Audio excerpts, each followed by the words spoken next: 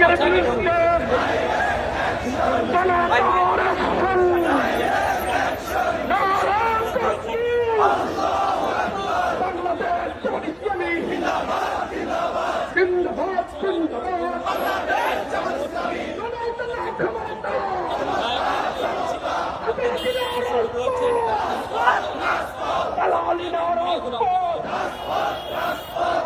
নিয়ে দল বাহানো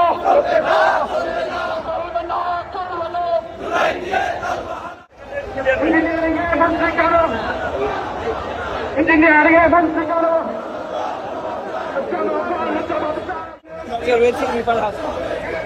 করতে হবে